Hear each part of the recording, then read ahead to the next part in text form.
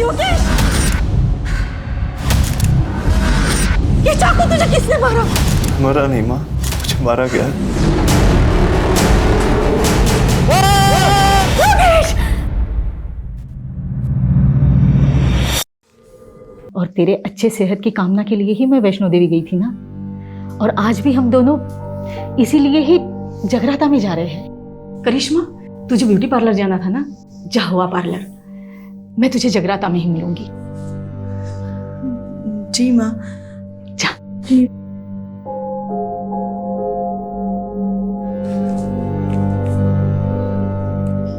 Take rest Yogesh. झूठी। बिल्कुल, वो झूठी ही है, देख लूंगी मैं उसे, लेकिन तू शांत रहा कर। ये ले, तू आराम से बैठ के चाय और नाश्ता कर ले। मैं जगराता जा रही हूँ, तेरे लिए बिरयानी बना के रखी है, गरम करके खा लेना। हम दोनों सुबह तक आ जाएंगे, ठीक है बेटा? ये ले।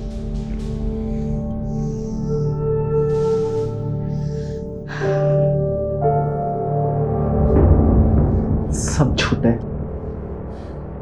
सब।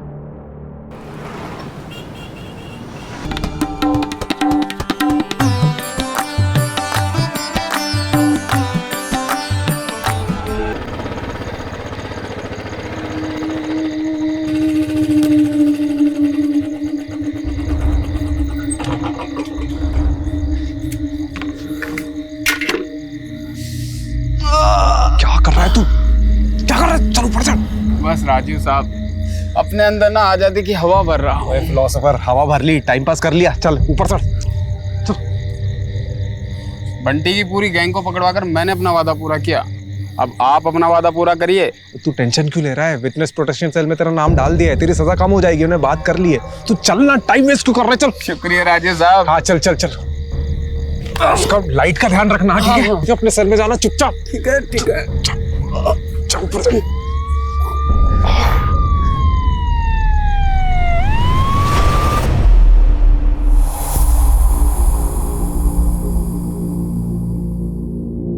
एक क्रिमिनल को पकड़ने के लिए दूसरे क्रिमिनल को जेल से भगा दिया।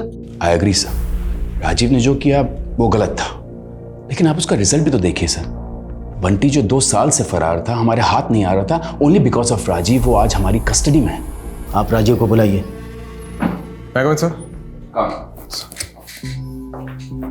Sir relax. Thank you sir. Rajiv तुम्हें सस्पेंड नहीं कर रहे हैं, लेकिन अगले 1 महीने के लिए तुम कंट्रोल रूम में पोस्टेड रहोगे। But sir. डिसीजन लिया जा चुका है, प्लीज डोंट आर्ग्यू।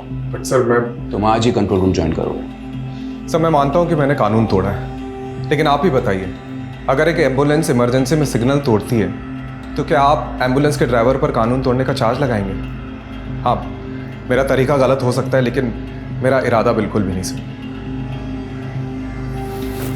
जय हिंद सर।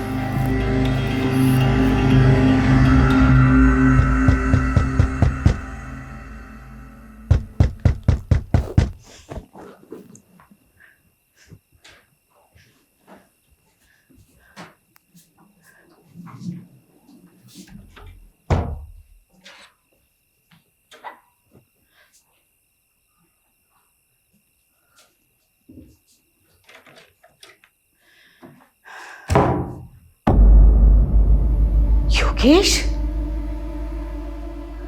बेटा तू?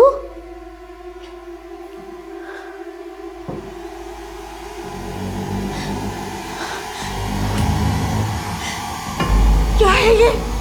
योगेश! मरा नहीं माँ, मुझे मारा गया। योगेश! योगेश! योगेश! माँ, फिर से बुरा सपना देखा?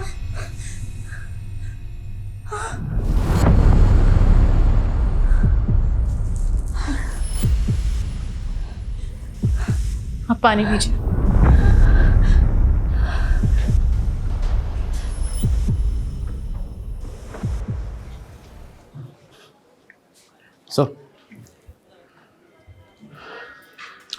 सॉरी सर, शिवा को पकड़ने का प्लान हम दोनों का था और सज़ा भी हम दोनों को ही मिलनी चाहिए थी।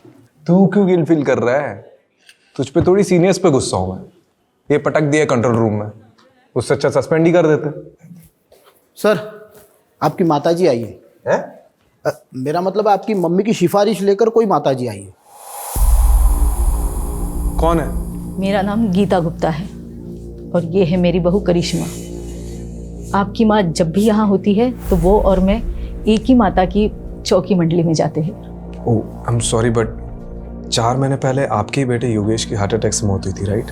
मेरे बेटे की मौत हार्ट अटैक से नहीं हुई, उसे मारा गया था। एक सेकंड। आपकी बेटे के मौत के 4 महीने बाद आप ये कह रही है कि उसका मर्डर हुआ था। ये किस बेसिस पे कह सकती है आप? उसने मुझे खुद बताया है कि उसका मर्डर हुआ है। योगेश! मरा नहीं माँ, मुझे मारा गया। उसने मुझे सपने में आके ये सब बताया। देखिए, मैं जानती हूँ आपको मम्मी की बात तो विश्वास नहीं होगा, पर जब से योगेश गए हैं तब से मम्मी को डरावने सपने आने लगे हैं। योगेश मुझे कुछ कहना चाहता है, वो अपने मौत का इंसाफ चाहता है, इसीलिए हम दोनों यहाँ आए हैं। गीता जी, मैं आपसे क्या कहूँ? देखिए, मैं चाह कर भी आपकी मदद नहीं कर सकता क्योंकि आपके पास कोई केस ही नहीं है। देखिए, किसी भी डरावने सपने को बेस बना के हम इन्वेस्टिगेशन नहीं कर सकते। इसका मतलब तुम्हें मुझ पे विश्वास नहीं है? देखिए गीता जी, आई एम रियली सॉरी, मैं आपकी कोई मदद नहीं कर सकता। ठीक है बेटा, जैसी तुम्हारी मर्जी।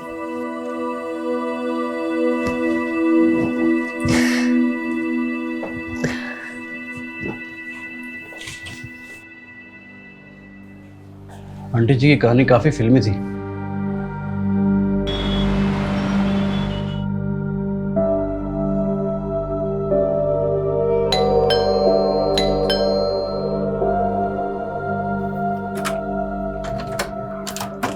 अरे, आप लोग यहाँ इस वक्त? बेटा वो अंदर आइए। हाँ माँ जी, बोलिए। योगेश के गुजरने से 2 दिन पहले उसका फुल बॉडी चेकअप हुआ था। अब देखिए, वो बिल्कुल तंदुरुस्त था, फिर ऐसे कैसे अचानक उसे हार्ट अटैक हो सकता है? देखिए माँ जी, आपको ही पता है कि आजकल 25-26 साल के लड़कों को भी हार्ट अटैक आ जाता है। वर्क प्रेशर है, स्ट्रेस की वजह से भी हो सकता है। राजू बेटा, मैं समझ सकती हूँ कि मैंने जो सपने में देखा उसे सच मानना तुम्हारे लिए मुश्किल होगा, लेकिन मुझे भी ये सब भुला पाना मुश्किल है। देखिए, मम्मी जी बस ये चाहती हैं कि एक बार योगेश का केस आप इन्वेस्टिगेट करें। हाँ, मैंने पहले भी इसीलिए FIR दर्ज कराई थी, लेकिन तब उस इंस्पेक्टर ने उस डॉक्टर से बात की जिसने योगेश को डेड डिक्लेयर किया था, और डॉक्टर ने इंस्पेक्टर से कहा था कि हार्ट अटैक से मौत हुई है, और इंस्पेक्टर ने वो केस बंद करा दिया बिना किसी इन्वेस्टिगेशन के। बस मैं इतना चाहती हूँ कि आप एक बार योगेश के केस को इन्वेस्टिगेट करें, फिर आप जिस भी नतीजे पर पहुँचोगे कि मेरा बेटा हार्ट अटैक से मरा या कुछ भी, मैं बिना किसी सवाल के मान लूँगी। कम से कम मुझे ये अफसोस तो नहीं रहेगा कि मैंने सच्चाई जानने की कोशिश ही नहीं की। ओके, कल आप दोनों हेडक्वार्टर आ जाइएगा, मैं केस को रीओपन कराने का रास्ता ढूंढता हूँ। सर, आप भावुक होकर भूल कर रहे हैं। इस केस को हाथ में लेने का मतलब है हवा को हाथ में पकड़ना। कुछ हाथ नहीं लगेगा सर। सर ये लीजिए, चाय पीजिए। सर आप बताइए, इन्वेस्टिगेशन कैसे करेंगे? मुझे पता है कंट्रोल रूम से इन्वेस्टिगेशन अलाउड नहीं है, पर गीता जी जिद पे अड़ी है। एटलीस्ट उनको तो सुकून मिलेगा, अनऑफिशियली सही, लेकिन मुझे करना पड़ेगा। और पता है कल क्या कह रही थी? योगेश की डेथ के 2 दिन पहले उसका हेल्थ चेकअप हुआ था और वो पूरी तरह से फिट था। सर वैसे ही उसकी डेथ रिपोर्ट भी कह रही है there is no foul play. और सर हार्ट अटैक आजकल लॉटरी की तरह हो गया है, कब किसकी निकल जाए कुछ पता नहीं। सर एक बात बताइए, एक तो 4 महीने पुराना केस है, ऊपर से लाश का पोस्टमार्टम नहीं हुआ है, सारी की सारी अस्थियां गंगा में बहा दी गई है। बचा क्या है हमारे पास इस केस में सर, सिवाय एक माँ के सपने के? आइए गीता जी, शुरू से शुरू करते हैं। 29 मार्च, जिस दिन आपके बेटे योगेश की डेथ हुई थी, उस दिन क्या क्या हुआ था?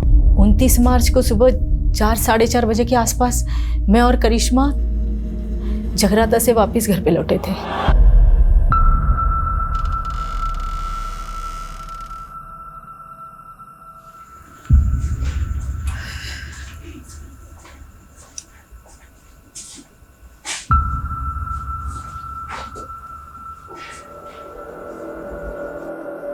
योगेश, योगेश, योगेश! योगेश! क्या हुआ बेटा? क्या हो गया? योगेश! बेजान पड़ा था मेरा बेटा। हमने फौरन डॉक्टर को बुलाया। डॉक्टर ने योगेश को डेड डिक्लेयर कर दिया। और अगले दिन जब योगेश की मेडिकल रिपोर्ट देखी तो सवाल ये उठा कि अचानक ऐसे कैसे योगेश की मौत हार्ट अटैक से हो सकती है। इसीलिए मैंने एफआईआर दर्ज कराई थी। आपने जो पुरानी एफआईआर दर्ज करी है उसकी डिटेल्स दीजिए, मैं वो फाइल मंगवाता हूँ।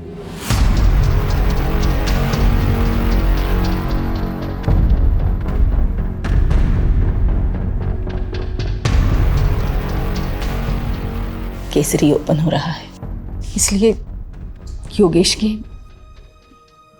इंश्योरेंस क्लेम पास होने में थोड़ा वक्त लगेगा, लेकिन तुम्हें पैसों की चिंता करने की कोई ज़रूरत नहीं। मैं तुम्हें हर महीने। माँ प्लीज़, मुझे पैसे की ज़रूरत नहीं है, आप खाना खाइए।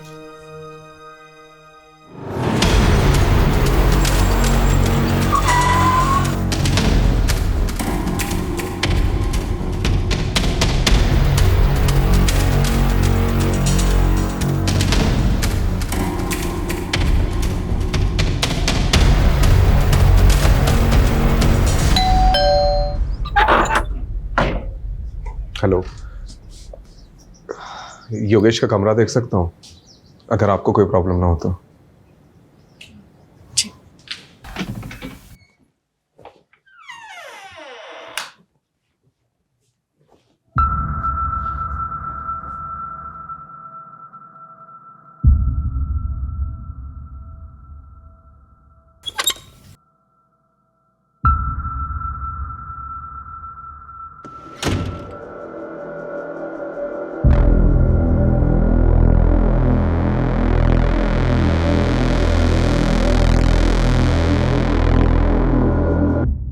ये दोनों मेरे पोते हैं, युवराज और योहान, दून स्कूल में पढ़ते हैं।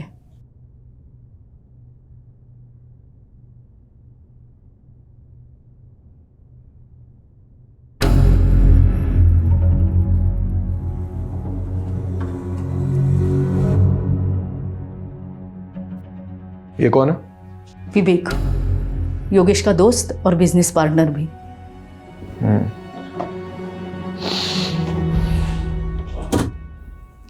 ये लैपटॉप किसका है?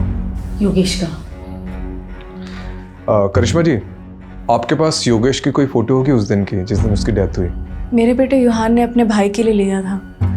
युवराज का बोर्ड एग्ज़ाम था, इसलिए वो अपने पापा को आखिरी बार देखने नहीं आ पाया था। योहान से कांटेक्ट करके वो फ़ोटो मुझे भेज दीजिए। और भी कोई वीडियोस या फोटोज़ लिए गए होंगे विधि के समय तो वो भी भेज दीजिएगा। मैं ये लैपटॉप और हार्ड डिस्क लेके जाता हूँ, कुछ इन्फॉर्मेशन मिल सकती है।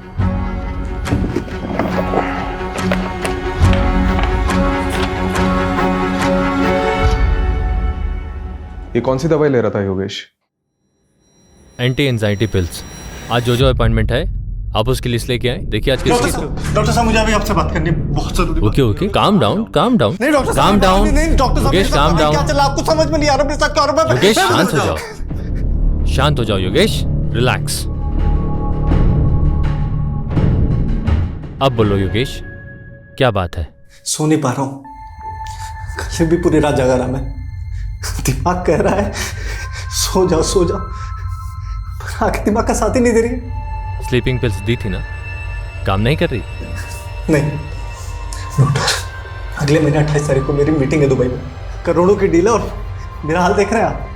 इस साल में गया तो मैं बर्बाद हो जाऊंगा, मेरे बहुत भारी नुकसान हो जाएगा। डॉक्टर मुझे हैवी डोज दीजिए डॉक्टर, मैं महंगे से महंगा इलाज कराने के लिए तैयार हूँ। योगेश का मन बहुत बेचैन रहता था। जब मेरे पास आया था उसके मन में अजीब सा डर बैठ गया था, जिसका मैंने ट्रीटमेंट भी शुरू कर दिया था और उसको कुछ दवाइयाँ भी लिख के दी थी। तो उसे कुछ फायदा हुआ था? बिल्कुल, 1 हफ्ते में तो बिल्कुल ठीक हो गया था। क्या एंजाइटी से हार्ट अटैक हो सकता है? चांसेस हैं, एंजाइटी के कारण हार्ट अटैक हो सकता है, लेकिन सुसाइडल टेंडेंसी भी हो सकती है।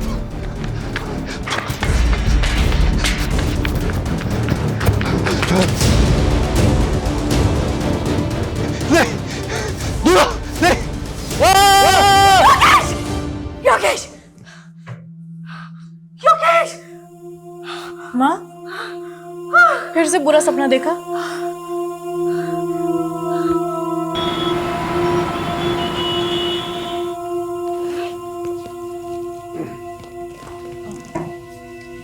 इस पेनड्राइव में योगेश की आखिरी फोटोज हैं और एक रिलेटिव ने फ्यूनरल की कुछ वीडियोस भी ली थी, वो भी हैं। Okay, thank you. वैसे उस रात जब आप दोनों जगराता के लिए चले गए थे तो योगेश से मिलने आया था कोई, या कुछ अजीब हुआ था उस रात? ऐसा कुछ नहीं। एक बात याद आ रही है, योगेश की सेक्रेटरी आयशा और विवेक ये दोनों फ्यूनरल पर नहीं आए थे, जबकि विवेक योगेश के बहुत क्लोज थे। रस्तोगी, आयशा और विवेक का नंबर ले लो। सर जब से कैमरा आया है मतलब लोग कुछ भी शूट करते हैं, बताओ फ्यूनरल की भी रिकॉर्डिंग करते हैं, अजीब है। सर इस केस से कुछ मिलेगा भी या नहीं? चांसेस तो बहुत कम है, लेकिन अभी भी 3 लोगों से पूछताछ बाकी है। एक विवेक, योगेश का बिजनेस पार्टनर, और दूसरी आयशा, उसकी सेक्रेटरी। तीसरा कौन है सर? योगेश के घर का वॉचमैन बबलू, क्योंकि गीता जी और करिश्मा के जाने के बाद क्या हुआ उसी को पता होगा। देखते हैं वॉचमैन ने कितनी वॉच रखी घर पे। ये कितनी गाड़ियाँ?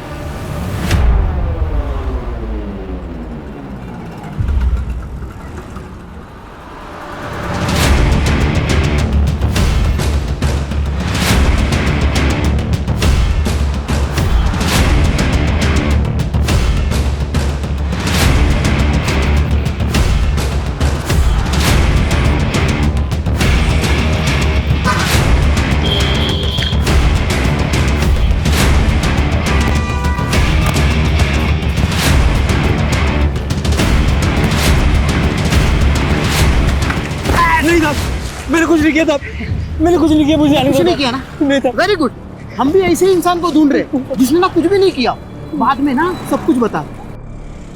देख बबलू, डर मत, अब ठीक से याद करके बता कि 28 मार्च को योगेश के घर में कौन कौन आया था, कौन गया था और क्या क्या हुआ था। वो दिन बड़ा ही बेकार दिन था, एक के बाद एक तमाशे हो रहे थे योगेश साहब के घर पे।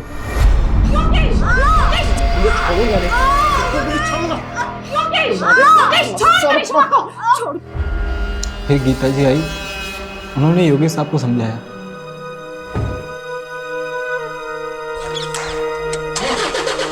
उसके बाद करिश्मा मैम चली गई। ये करिश्मा मैम घर से कितने बजे निकली थी? लगभग 5:30 बजा होगा साहब, क्योंकि मैं वही टाइम पे चाय पीता हूँ। और उसके बाद क्या हुआ था? फिर 7 साढ़े 7 बजे मैंने एक और झगड़े की आवाज़ सुनी। क्या है ये योगेश, तूने अपनी माँ को इतना बड़ा धोखा दिया, मेरे नकली साइन करके अपनी पुश्तैनी जमीन बिकवा दी। क्यों इतना ओवर रिएक्ट कर रही हो माँ? तुम क्या करती हो जमीन का? मुझे बिजनेस में जरूरत थी पैसों की तो मैंने उठा के बेच दिया, और वैसे भी तुम्हारे मरने के बाद तो वो जमीन मेरी होने वाली थी ना, तो क्या गलत किया? अरे तो मुझे बता दिया होता, मेरी नकली साइन क्यों की? इसी मेलोड्रामा से बचने के लिए कि पापा की आखिरी निशानी है, पुश्तैनी जमीन है, ब्ला ब्ला ब्ला ब्ला। तेरे पापा का अरमान था उस जमीन को पापा लेके। नहीं रहे अब सारे फैसले मुझे करने हैं। अब आपको संभालना भी मुझे है माँ। मैं आपको अच्छे से नहीं संभाल रहा हूँ क्या? आजकल के बच्चों को देखिए, वो अपने माँ बाप को उठा के वृद्धाश्रम छोड़ाते हैं, लेकिन मैं ऐसा नहीं हूँ माँ, मैं आपको संभाल रहा हूँ, है कि नहीं माँ? गीता मैम के जाने के बाद विवेक साहब और आयशा मैम आए थे, यही करीब 9 साढ़े 9 बजे।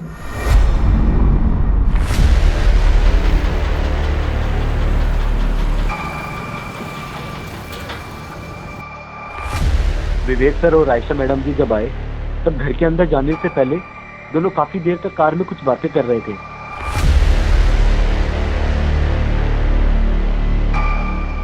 थोड़ी देर बाद वो अंदर चले गए साहब। तो इसकी रजिस्टर में एंट्री क्यों नहीं करवाई? साहब ये दोनों अक्सर वहाँ मिलने आया करते थे। बबलू तो फिर से मत कहना कि तूने फिर से कोई झगड़े की आवाज़ सुनी थी।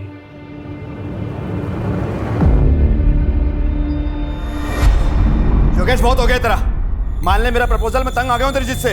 तंग तो मैं आ गया हूँ, हर बार तेरी वजह से मुझे घाटा हुआ है। अबे गधा है तू, एक नंबर का गधा।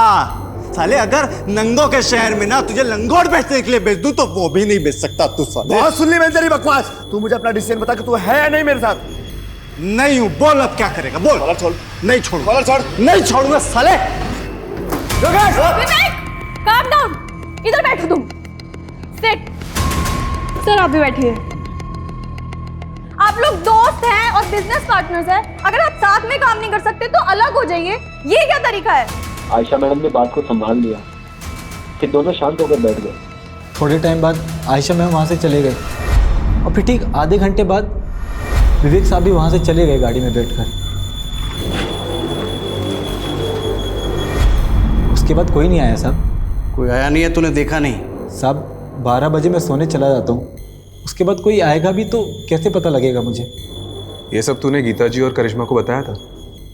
नहीं साहब, किसी ने पूछा नहीं तो सामने से जाके क्या बताता साहब। वैसे योगेश साहब बहुत अच्छे इंसान थे साहब, दिलदार थे।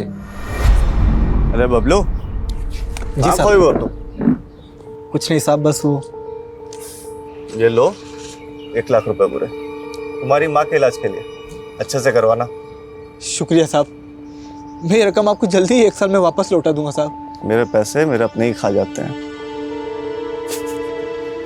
मजाक कर रहा हूँ, पैसे लौटाने की कोई ज़रूरत नहीं, ठीक है? शुक्रिया साहब, बहुत बहुत शुक्रिया। आपको ये सब सच लग रहा है सर? मुझे तो ये सब कहानी लग रही है। नहीं रस्तोगी जी, मुझे सिर्फ ये कहानी नहीं लग रही है, इसमें कुछ ना कुछ तो सच्चाई है। जी सर, आप सही थे। काफ़ी सारी नई चीज़ें निकल कर आई है इसमें। पता है, मैंने ये सोचा भी नहीं था कि ये केस ऐसे पलटेगा। पहले तो ये सिंपल हार्ट अटैक का केस लग रहा था, लेकिन अब 3 सस्पेक्ट सामने आए। पहला तो वो विवेक, योगेश का बिजनेस पार्टनर। जी सर, वो आखिरी इंसान जो योगेश के घर से बाहर निकला था। हाँ सर, हो सकता है आयशा मैडम भी मिली हुई हो सकता है, क्योंकि आयशा और विवेक योगेश के फ्यूनरल पे नहीं गए थे, और ऊपर से करिश्मा ने जो विवेक का नंबर दिया है वो भी स्विच ऑफ आ रहा है। दूसरा सस्पेक्ट एक करिश्मा हो सकती है, क्योंकि इसके योगेश से बहुत ज़्यादा झगड़े होते थे। सर, तो फिर तीसरा सस्पेक्ट कौन हो सकता है? योगेश की माँ है? गीता गुप्ता। एक हो सकता है उन्हें जो भी सपने आ रहे हैं वो कहीं ना कहीं उनके ही अंदर का गिल्ट है, जो उनको चैन से सोने नहीं दे रहा है। लेकिन सर, वो खुद ये केस रीओपन करवा के अपने लिए मुसीबत क्यों खड़ी करेगी? कमलेश, उन्हें भी यही लग रहा हो कि हम भी यही सोचकर बैठे रहेंगे और उन पर डाउट नहीं आएगा, इसलिए वो खुद सामने से आई और केस को रीओपन करवाया। हाँ, नहीं बताया मैंने योगेश और मेरे झगड़े के बारे में, लेकिन इस झगड़े से योगेश की मौत का कोई लेना देना नहीं है। देखिए, लेना देना है या नहीं है वो तो इन्वेस्टिगेशन के बाद ही पता चला। खैर, आपने हमें पहले कुछ बताया नहीं है तो अभी बता दीजिए। उस रात तेरे पापा का अरमान था उस जमीन को लेके। पापा नहीं रहे अब सारे फैसले मुझे करने हैं, अब आपको संभालना भी मुझे है। माँ, आपको बुरा तो लगा होगा योगेश के इस बर्ताव से। मेरा बेटा गुस्से में कुछ भी बोल देता था, लेकिन वो दिल से बुरा नहीं था। उस दिन जब मैं बाहर गई थी तो उसने मुझे थोड़ी देर बाद मैसेज किया था। हाँ, ये देखिए।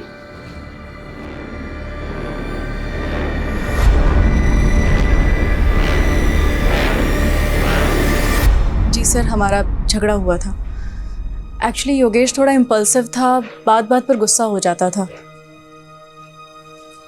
तो आप इस रिश्ते में सिर्फ अपने बच्चों की वजह से थी? सर, माना कि उनमें कमियां थी, वो कुछ भी बोल देते थे, पर वो दिल के बुरे नहीं थे सर। तो उस रात आपको भी सॉरी मैसेज आया होगा? जी कुछ नहीं, आगे क्या हुआ? सर, उसके बाद मैं पार्लर गई और 8 बजे के आसपास मैं मम्मी जी से जगराते में मिली। हाँ, जगराता में करिश्मा पूरा वक्त मेरे साथ में ही थी। मुझे समझ नहीं आ रहा मुझे यहाँ क्यों बिठा के रखा है। आयशा जी, राजीव सर के पास टाइम कम है और डंडे ज़्यादा। ये देख रही हैं आप श्वेता जी को? इनको डंडा देकर आपके पीछे लगा देंगे। देखिए, आपके बॉस योगेश का पार्टनर विवेक फरार है, अब उसको तो हम पकड़ लेंगे। आप बस सिर्फ इतना बता दीजिए कि 28 मार्च को जब आप योगेश के घर पर गई थी तो योगेश और विवेक के बीच में झगड़ा हो रहा था, वो किस बात को लेकर हो रहा था? कमलेश। जी सर। कुछ बोला इसने? हाँ सर, बोलने वाली है ना। सर, विवेक और योगेश सर ने मिलकर एक प्रॉपर्टी खरीदी थी जीवन नगर में। विवेक चाहता था कि वहाँ की झोपड़ियों को तुड़वाकर जल्दी से जल्दी काम शुरू किया जाए और वहाँ पर कब्जा कर लिया जाए, लेकिन योगेश सर चाहते थे कि ये सब लीगली हो। बस इसी बात पर इन दोनों में झगड़ा हो गया था। विवेक, calm down, इधर बैठो तुम। सिट। सर आप भी बैठिए। आप लोग दोस्त हैं और बिजनेस पार्टनर्स हैं। अगर आप साथ में काम नहीं कर सकते तो अलग हो जाइए। ये क्या तरीका है? आयशा जी, आपको क्या लगता है ये विवेक ने वाकई में योगेश का मर्डर किया होगा? सर मुझे नहीं पता। उस दिन मेरी माँ बीमार थी और वो हॉस्पिटल में एडमिट थी और मुझे उस दिन जल्दी निकलना पड़ा था। लेकिन हाँ, जिस दिन हम योगेश सर के घर जा रहे थे तब विवेक बहुत गुस्से में था। इसके सर पे ना सच्चाई का भूत सवार है। एक जमीन के लिए इतना वेट नहीं कर सकता मैं। देखो विवेक, तुम्हें योगेश सर से थोड़े ठंडे दिमाग से बात करनी चाहिए। क्या ठंडे दिमाग से बात करूं मैं? अच्छा एक बात बताइए, कहीं आपने तो छुपा के नहीं रखा है विवेक को? नहीं सर, ये आप क्या कह रहे हैं? देखिए आयशा जी, अगर आप हमारी मदद नहीं करेंगी तो हम भी आपकी मदद नहीं कर पाएंगे। जो भी जानती है वो सीधा सीधा बता दो, वरना ये। अच्छा ये श्वेता के बारे में पता है? अच्छे से बता दिया सर। मिलना चाहोगी?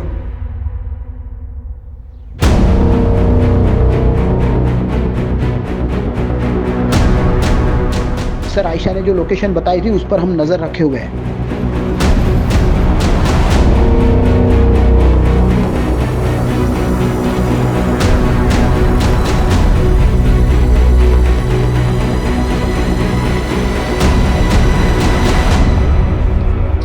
विवेक, विवेक मार खा के बोलेगा कि बोलने के बाद मार खाएगा? चॉइस तेरी है। देख, हमें सब पता है कि योगेश की मौत में तेरा ही हाथ है। बहुत नफरत करता था ना उससे।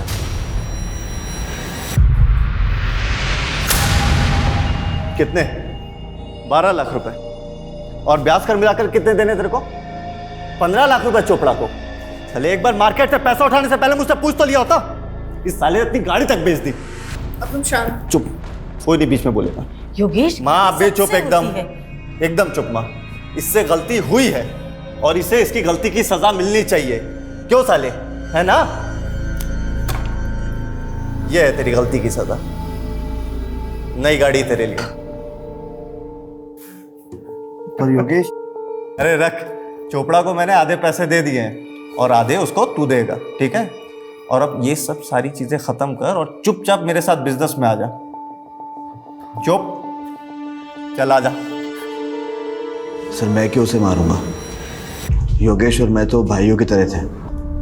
हाँ, हम दोनों साथ में बिजनेस करते थे, लेकिन हम दोनों की सोच अलग थी, इसलिए हम दोनों के बीच में झगड़ा होता रहता था। मैं तो उसे कभी मारने का सोच भी नहीं सकता।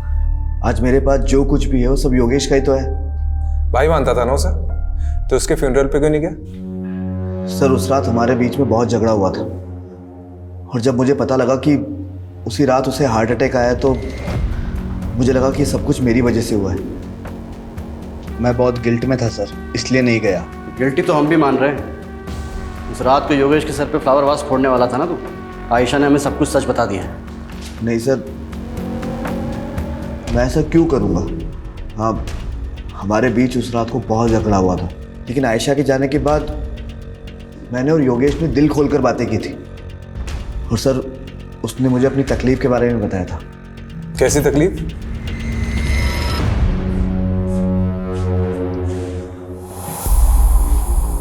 सब गलत हो रहा है यार, खुद पर काबू ही नहीं रहता। रोज झगड़ा होता है करिश्मा से। आज भी मैंने उसको बहुत भला बुरा बोला, बहुत झगड़े हुए, लड़ाई हुई, माँ को भी नहीं छोड़ा यार। अपनी इन्हीं हरकतों की वजह से मैंने बच्चों को यहाँ से दूर किया। लेकिन यार तू तो बता रहा था कि डॉक्टर अग्रवाल की दवाइयाँ तेरे पर काफ़ी असर कर रही है। जिस दिन लेता हूँ तब तक असर करती है, और जिस दिन नहीं लिया तो तू टेंशन मत ले। मैं ना एक साइकेट्रिस्ट को जानता हूँ। मैं बात करता हूँ ना तेरे लिए।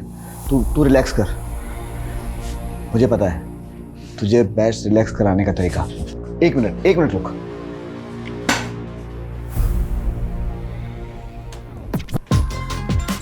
तेरा फेवरेट गाना, तेरी फेवरेट ड्रिंक के साथ में इससे बेस्ट रिलैक्सेशन कोई चीज़ हो ही नहीं सकती। सर जब मैं वहाँ से निकला तो योगेश बहुत अच्छे मूड में था, और उसका मेरे जाने के बाद में मुझे टेक्स्ट भी आया। तेरे जैसा यार कहाँ ऐसा यार ना। सर अगर मुझे पता होता कि ये सब कुछ होने वाला है तो मैं वहाँ से जाता क्यों? ठीक है, तुम जा सकते हो, लेकिन हाँ, शहर छोड़ के जाने की सोचना भी नहीं। ठीक है सर।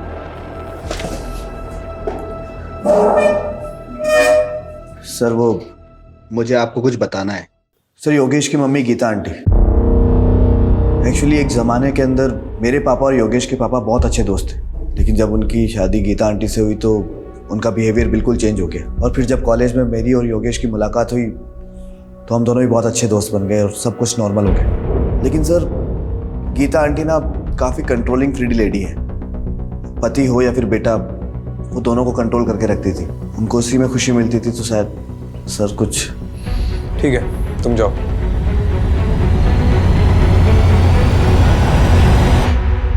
सर वो हार्ड डिस्क ओपन हो गया है। कुछ मिला? सर अभी तो देखना शुरू किया है, बहुत सारे वीडियो है। हेलो, हाँ ठीक। सर कोई बाबा का एड्रेस मिला है जिससे योगेश कोई शक्तिवर्धक दवाई लेता था। शक्तिवर्धक दवा? और ये बाबा कौन है? ये बालक योगेश हमारी औषधियां ग्रहण करता था साहब।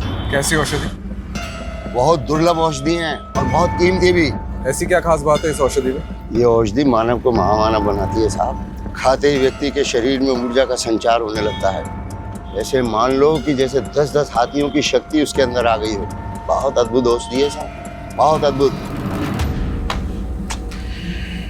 अरे यार कितनी वीडियो है रे बाबा। योगेश के लैपटॉप से कुछ मिला? अरे सर देखते देखते मेरी आंखें बटन हो गई। अभी भी कम से कम 20 वीडियो है। जितने भी वीडियो देखे ना सबके सब वेकेशन और प्रेजेंटेशन के थे। फिर भी सर ट्राई करता हूँ।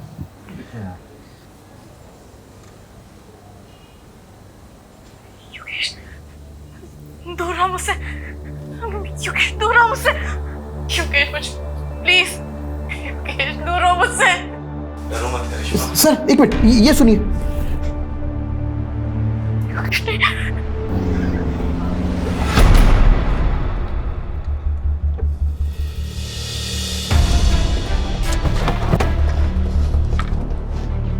कहा ना मैंने, हर हस्बैंड वाइफ की तरह मेरे और योगेश के बीच में भी प्रॉब्लम्स थी and it's normal.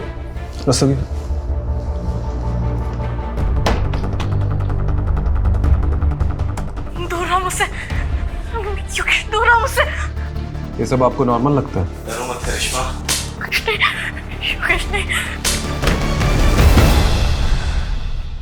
I can't believe it. वो ये सब शूट भी करता था। परवर्ट। देखिए, ये वीडियोस कभी भी बाहर नहीं आएंगे, लेकिन योगेश की मौत का सच हम बाहर ला कर रहेंगे। और इसके लिए आपका सच बोलना बहुत ज़रूरी है। हमें पता चला है कि योगेश किसी बाबा से शक्तिवर्धक दवाइयाँ लेता था। हाँ, योगेश की अजीब सी फैंटेसीज थी। जब हम दोनों अकेले होते थे ना घर में, तो ऐसा लगता था उसकी फैंटेसीज को पंख लग गया हो। वो अजीब बिहेव करता था। करिश्मा आज ये ट्राई करते हैं, है ना? पागल हो गए हो क्या? This is so wild. बिल्कुल भी नहीं। करिश्मा कसम से एक्सट्रीम तक नहीं जाएंगे हम। पति था मेरा, मैंने उसकी बात मान ली। लेकिन योगेश उस दौरान इतना वहशी हो जाता था, एकदम हैवानियत पे उतर आता था, जैसे मैं उसकी बीवी नहीं कोई शिकार हूं। दूर रहो मुझसे, योगेश दूर रहो मुझसे। योगेश प्लीज, योगेश दूर रहो मुझसे। डरो मत करिश्मा। योगेश नहीं। प्यार से मारूंगा। योगेश, योगेश, योगेश, क्या हो गया तुम्हें? सॉरी करिश्मा, पता नहीं मुझे क्या हो जाता है। मैं कैसे ऐसा कर सकता हूँ? मैं कैसे तुम्हें मार सकता हूँ? योगेश, ये सब वो दवाइयों का असर है ना? मैं काबू हो जाता हूँ मैं। Please save. मुझे खुद को योगेश से बचाना था, साथ ही साथ योगेश को योगेश से बचाना था। इसलिए मैं हर वो चीज़ हटा देती जो उसके लिए जानलेवा हो सकती थी। सीजर, नाइफ, स्क्रू ड्राइवर, सब कुछ। तो ये सब आपने गीता जी को बताया? नहीं, प्लीज आप उन्हें कुछ मत बताइएगा। उन्हें बहुत दुख पहुंचेगा and it's my request, please. इतना सब होने के बाद भी आपने योगेश से कभी तलाक लेने के बारे में नहीं सोचा? माना कि योगेश ने पिछले 1 साल में मुझे बहुत तकलीफ दी थी, पर 15 साल का रिलेशन था हमारा, और ये 15 साल हमने हंसी खुशी बिताए। वो मेरा पति था, मेरे बच्चों का पिता। आप ऐसा सोच भी कैसे सकते हैं? देखिए, मेरा इरादा आपको हर्ट करने का नहीं था।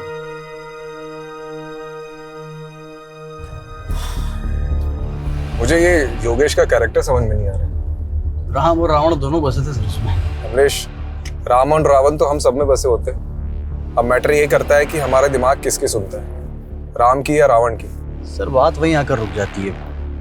योगेश का अगर मर्डर हुआ है तो मोटिव किसके पास था?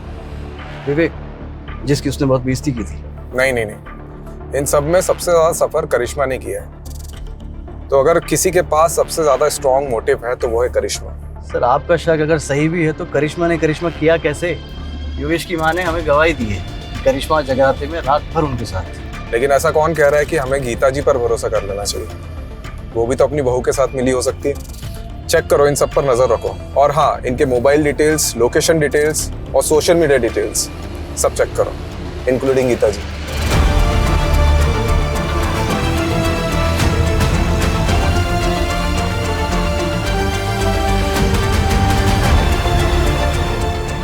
एटर्नल लव 50-50 क्या नाम है? अरे सर सारे सस्पेक्ट की सभी सोशल मीडिया अकाउंट पे स्कैनिंग की, उसमें से एक ऑनलाइन स्टॉकर हाथ लगा है। एटर्नल लव 50-50 पिछले कई साल से एक करिश्मा को सोशल मीडिया पे स्टॉक कर रहा है। 2 साल पहले भी इसने करिश्मा को कुछ मैसेजेस किए थे। सर जब ये करिश्मा कॉलेज में थी ना तो मिस दिल्ली रह चुकी थी। तू क्या इतने सालों बाद ये फिर से आ गया? कुछ भी?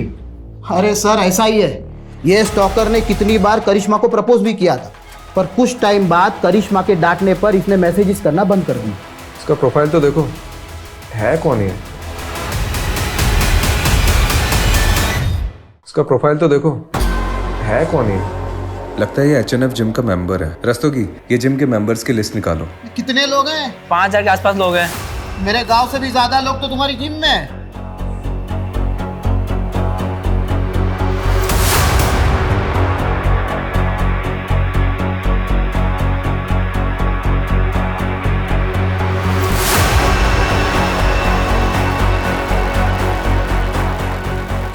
कुछ मिला? सर पूरा का पूरा कच्चा चिट्ठा मिला है। ये देखिए, हमने ये जिम मेंबर्स की लिस्ट देखी थी और इसमें जो ये नंबर्स दिए गए इन सब के लोकेशन को हमने मैच किया। उनमें से सर ये एक नंबर मर्डर वाली रात उसी एरिया में एक्टिव था। रात को 1 बजे इस नंबर पर पहले कॉल आया और उसके बाद एक मैसेज। ये नंबर एटर्नल लव का है? सर इस नंबर की हमने और डिटेल्स निकाली तो इसकी ब्राउजिंग हिस्ट्री से पता चला कि ऑनलाइन इसमें कोई ड्रग के बारे में सर्च किया गया था। हो सकता है इस ड्रग का इस्तेमाल योगेश के हार्ट को जमाने के लिए किया गया हो, ताकि नेचुरल डेथ की आड़ में मर्डर को छुपाया जा सके। ये नंबर किसके नाम पर रजिस्टर्ड है? हाँ मैं आ रही हूँ, लेकिन आप बताएंगे बात क्या है? अरे बैठ, देखिए आप ये ठीक नहीं कर रहे हैं। आप मुझे ऐसे जबरदस्ती नहीं रख सकते। ओह, तू कुछ नहीं बोलेगा ना तब भी तू फंस चुका है। एटर्नल लव, क्योंकि तेरे साथी ने सब कबूल कर लिया।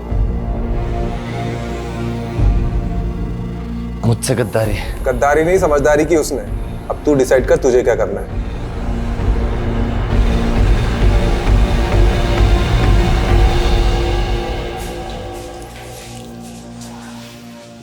जी मैं जा सकती हूँ। अरे रुकिए, पहले ये वीडियो देख लीजिए।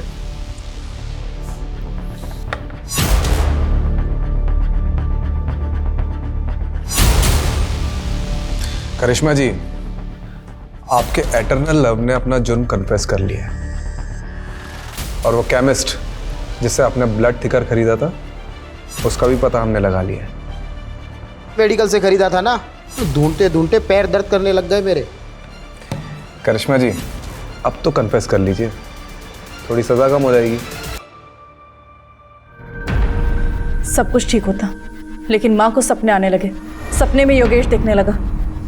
उन्होंने पुलिस स्टेशन आने का मन बना लिया, इसलिए मजबूरन मुझे भी उनके साथ आना पड़ा, ताकि उन्हें मुझ पर कोई शक ना हो। करिश्मा, अगर तुमने सब कन्फेस नहीं किया होता ना तो हम लोग बच जाते। कोई सबूत नहीं था इन लोगों के पास। आकाश, तुमने पहले कन्फेस किया, इसलिए मेरे पास कोई रास्ता नहीं बचा। झूठ मत बोलो, देखा था मैंने तुम्हें इस लेडी कांस्टेबल को अपना कन्फेशन लिखाते हुए। बेवकूफ, मैं बस उसे इन्फॉर्मेशन दे रही थी। अरे लवबर्ड्स, झगड़े क्यों कर रहे हो? हाँ, तुम दोनों की थोड़ी गलती है। वो तो हमने प्लान किया था तुमसे सच उगलवाने के लिए। करिश्मा जी ने एक दूसरा नंबर भी ले रखा था, जिसके बारे में हमें नहीं बताया, और उस नंबर की लोकेशन रात को 1 बजे योगेश के घर की थी। उस नंबर से हमें और भी इंफॉर्मेशन मिली है, लेकिन ये भी ज़रूरी था कि तुम दोनों अपने मुंह से उगलो।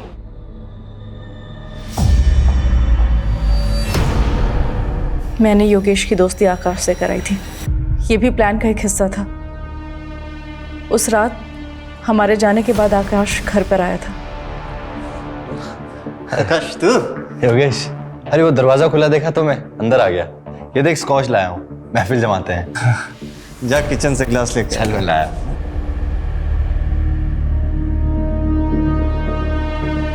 प्लान ड्रिंक में ब्लड थिकर मिलाकर पिलाने का था, ताकि किसी को शक ना हो।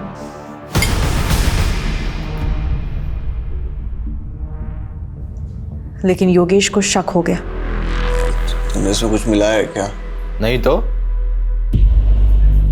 सब ठीक तो है। तुम लोग कौन हो बे? बबलू!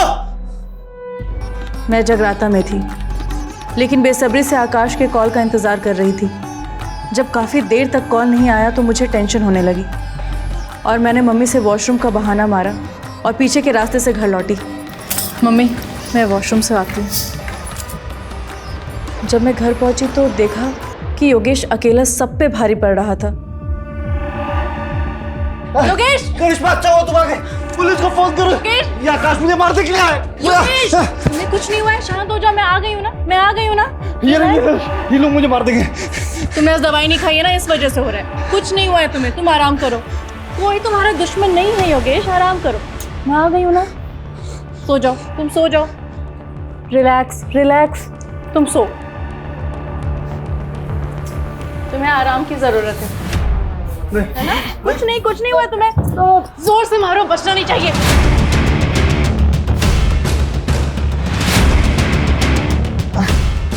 आकाश,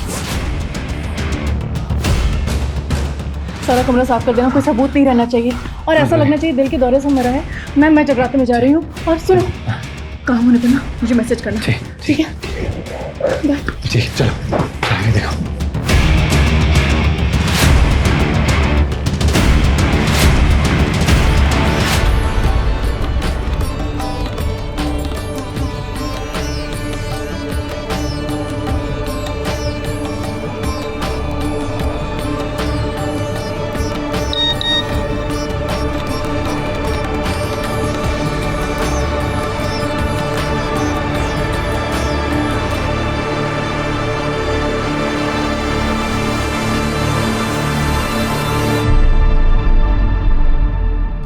आकाश के साथ दोनों लोग कौन थे? शैलेंद्र और रामानाथ मामूली से चोर थे। आकाश ने उन्हें पैसे दिए थे इस काम के लिए। लेकिन एक बात समझ में नहीं आ रही है, तुम लोग अंदर कैसे घुसे? वो वॉचमैन बबलू, उसको पैसे दिए थे और बोला था चुपचाप जाके अंदर सो जा।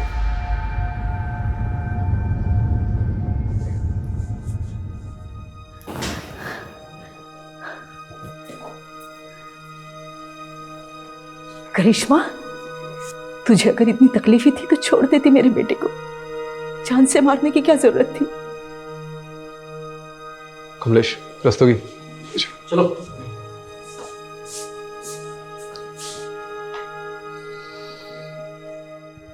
सर, योगेश के मर्डर में जो पिलो यूज हुआ था वो हमें योगेश के घर के बैकयार्ड की कचरे के ढेर से मिला है, और सर लकीली जो उस पर सलाइवा हमें मिली थी उसकी डीएनए टेस्ट रिपोर्ट आ गई है। योगेश के डीएनए से मैच होती है सर, और आकाश के बाल के ट्रेसेस भी पिलो पर मिले हैं।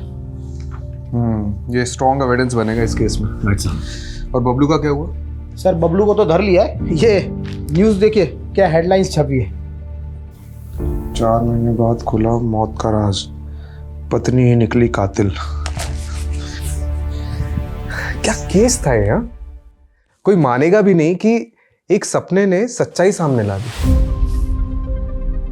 अगर माँ ने गीता जी को हमारे पास नहीं भेजा होता तो ना ही ये केस खुलता और ना ही हमें कातिल का पता चलता। इस केस से एक बात तो पता चल गई है कि माँ की बात मान लेनी चाहिए।